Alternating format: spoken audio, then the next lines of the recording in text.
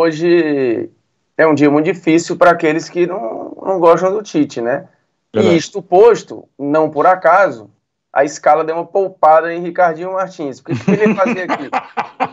O que o Ricardinho... Cara, postei no Twitter, né, divulgando o programa, já vieram os dois, um no comentário e um no direct. Cadê o Ricardinho Martins? Hoje ele não vai aparecer, hoje não é dia pro Ricardinho estar aqui, porque ele, simplesmente ele não tem função aqui. Que é de... louco! Que é esculhambar... Mas o esculhambador mor da nação. A escala pensa no ser humano. Rapaz, eu tenho algumas opções aqui, algumas mais tradicionais, mas eu acho que poderia ser, entendendo que se trata muito do Tite, ele virou muito um alvo aí, como não tinha o Neymar, que é um cara que traz os holofotes e tal, eu acho que daria para botar chupa secador, sem problema nenhum, assim. Boa. Acho que dá para ir nessa linha, porque, óbvio, ganhar era o natural, mas ganhou jogando bem, com volume, divertindo, fazendo os gols, então assim, teve tudo. Aí o cara vai falar, mas é o Paraguai, mas tinha obrigação, vai ter sempre um si na parada, e então assim, é isso, cara, chegou num ponto que não tem mais muito o que argumentar. Quem gosta do trabalho ou quem entende que a seleção é competitiva, entendeu.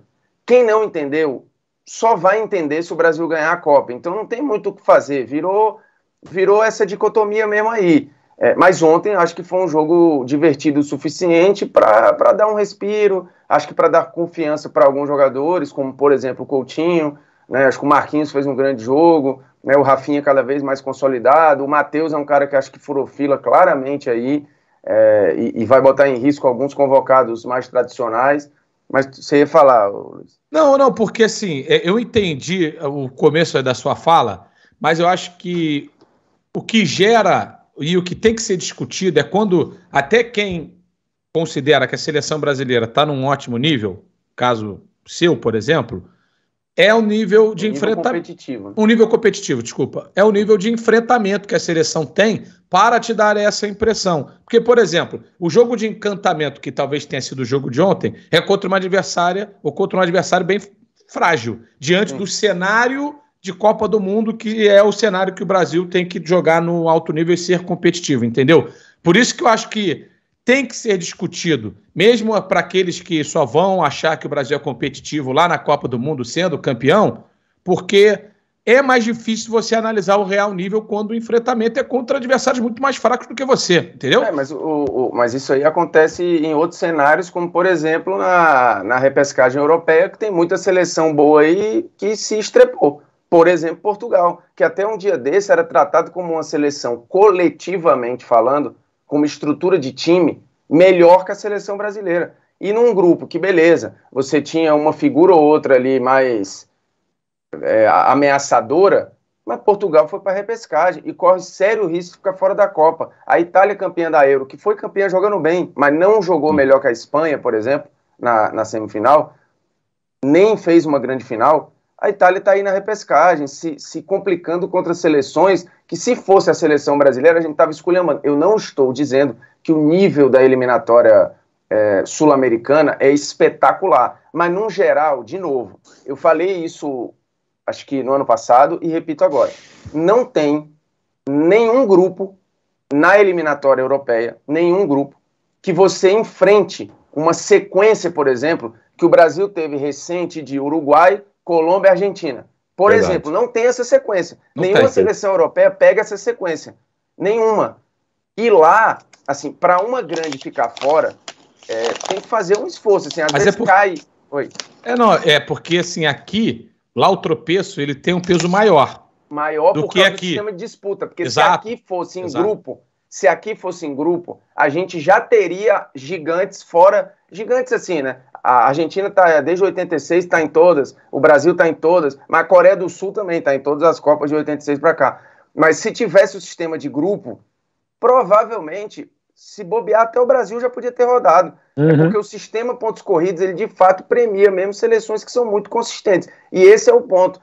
O Brasil é muito consistente. Eu acho que se fossem pontos corridos a eliminatória europeia, Eu acho que, por exemplo, Portugal teria ido direto. Itália também.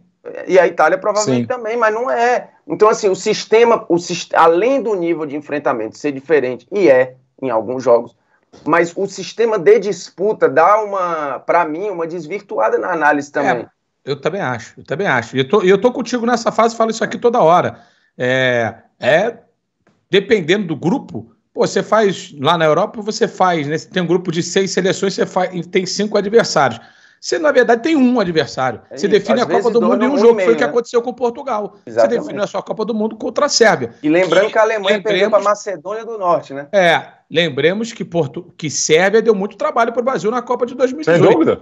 Então, assim, também esse confronto acaba sendo um mata-mata quase, contra um adversário que pode dificultar o jogo do Brasil em um eventual confronto de Copa do Mundo, como dificultou mas no último do exemplo de Portugal e Sérvia, entendeu? Você citou 2002 sem querer aqui nesse instante. Se a gente lembrar 2002, você tem jogos ali que, mesmo, é óbvio que a Copa tem uma tensão, enfim, você já tem o filtro, né, de teoricamente os melhores chegando ali e tal, mas você tem um grupo que tinha China, Costa Rica, e tipo, isso é muito pior do que o nível de enfrentamento da eliminatória, muito pior. Aí você vai pro mata-mata, pega a Bélgica, que não era a Bélgica de hoje, era uma Bélgica ok, mas não é a Bélgica de hoje. Aí bem inferior, inclusive. Bem inferior ao que é hoje, bem inferior. A Sérvia hoje é um time mais forte do que aquela Bélgica. Só que você olha hoje para 2002 e fala, era a Bélgica. Que jogou, o Brasil, inclusive. Foi o adversário mais difícil do Brasil. Junto com a Inglaterra, que a Inglaterra tinha time e teve a expulsão do Ronaldinho Gaúcho também. Aí você pega 2 vezes a Turquia, que beleza, era uma boa Turquia. É uma Turquia que hoje é melhor do que Colômbia e Uruguai. E que acabou terceira colocada. Mas se você pega hoje, se o Brasil passa no meio do caminho, se tem uma nova Turquia, e a gente pega aí, vamos pegar um exemplo de Senegal. Senegal é uma boa seleção, pode estar na Copa. Senegal é uma boa seleção. Se você pega no meio do caminho um Senegal, e aí você se complica com o Senegal, como o Brasil se complicou nos 2 jogos com a Turquia em 2002 e ganhou no sufoco, ambos. Hoje é visto como mas era a melhor Turquia da história. E hoje você estaria disposto a entender? As pessoas não conseguem aceitar que o Brasil perdeu para a melhor Bélgica da história. De todos os tempos, num jogo que o Brasil massacrou a Bélgica. Você vê como é desvirtuada a parada? Pênalti roubado, sem bom lembrar.